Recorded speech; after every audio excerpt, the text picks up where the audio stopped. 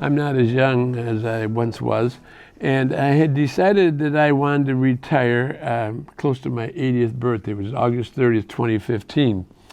And one of the things I feel that is important with facial feminization is that you be a craniofacial surgeon, not just a skin surgeon, and maybe not doing just jaw fractures, but really knowing how to contour and move and all the things we learned to do with Tessier on bones. And so I decided to call my colleagues who had craniofacial residency programs around the country. And I don't know where I started, probably out here on the West Coast in UCLA, and I called, I don't know, 3, 4, 5 in a day or two. And then about the second day, I called Arlen in Milwaukee, and he said, very interesting, he said, somebody's going to call you in about half an hour, 15 minutes or whatever. And in 15 minutes, the phone rang, and it was Jordan. And we talked for a little while, and then we went out for dinner. And he was very interested. So we decided to have him come and watch me do surgery. I don't know how many times, 3, 4, 5. And he really seemed to really like what I was doing. And with that, we decided that he was going to do this, to have a year's training with me. And then my attorney worked with Jordan's father, who is an attorney, to work out a contract for this, the transfer of everything, you know, the books, the information, the photographs, the whole kit and caboodle. The techniques. And everything. And so that was the beginning of it. And then we worked together basically 2 years to get this put together. But you know, there's a certain compatibility, you know, with certain people. You get along, and then maybe you like their appearance, maybe you like the way they talk, maybe the way they were trained, or maybe it's all those things that go together that tells you this is probably a good person. And somebody was interested in doing what I was doing. That was most important. That liked what I was doing, was interested in doing, and wanted to keep doing it.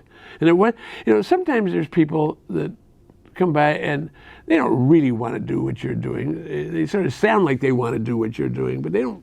And you sort of get that feeling for somehow. But I got the feeling that everything was very positive with, I found that everything was very positive with Jordan that I liked. And when he came to the operating room, I suppose his desires to learn, the questions that were asked were all appropriate and things like that. You know, it sort of falls together. But if you ask me to say, give me the 3 things that make you to make a decision, I don't think I can do that. But it was all sort of every blends together. It goes in, and you as a chairman of a department, I've been the selection committee of residency at UCSF for years, but I'm not sure that I would want to be making the final decision. And you made that final decision. You never know for sure, but you have a sense that things are right with this individual. He came from a good program, and I knew, well, I trained his chairman, so, right? Yeah. That's a big plus. That's a big plus. I trained his chairman, Tessier trained me, I trained him, and so he has a pedigree back to Paul Tessier through Doug and I. So Doug wasn't a part of the equation at that point, but he was an altogether good guy, and he looked a lot like Johnny Depp. So, So I had the right haircut. Yeah, well, sort of. But one of the things that I didn't mention it when we were talking about Jordan, was he had all the proper training.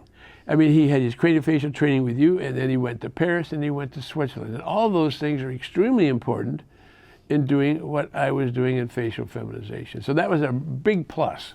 Exactly, and those are absolute requirements to have those specialized training.